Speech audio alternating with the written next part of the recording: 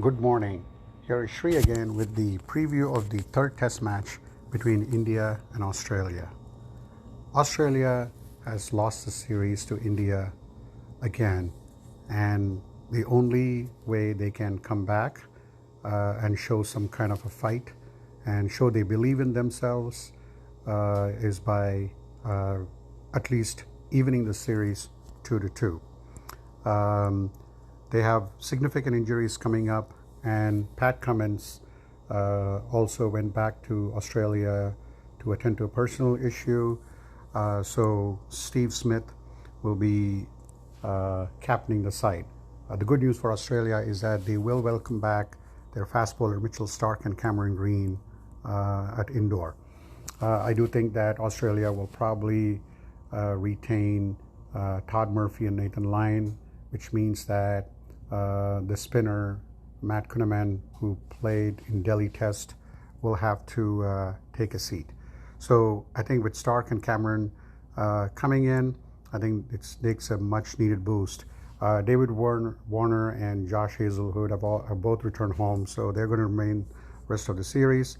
And for India, I think one change that could possibly happen would be that Shubman Gill, who has been in excellent form, will replace opener KL Rahul. And Rahul has had a string of very bad scores, so I may think that this may be a confidence issue.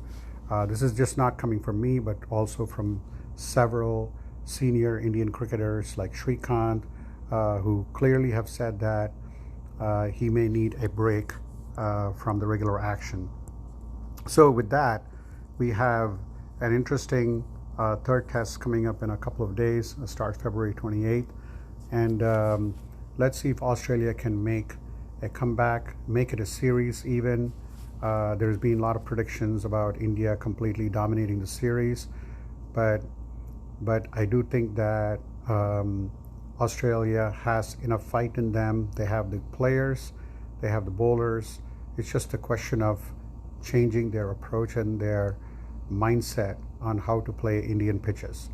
One of the strategies that they adopted in terms of sweeping their way to success did not result in even a great player like Ian Chappell pretty much attributed that. Even Alan Border, Hussey, a lot of very senior Australian players have asked Australians to really look in the mirror and try to take a different approach to the game against Indian spinners on these turning tracks. So let's see how this test match unfolds. Long way to go for Australia. India is riding on a high, but they cannot. They have to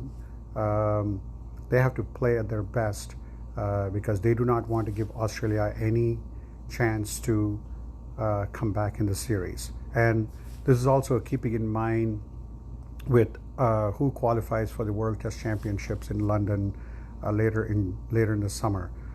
India pretty much with a win can guarantee their spot. Even if they win 3-1 in the series, they can win. They can get the spot.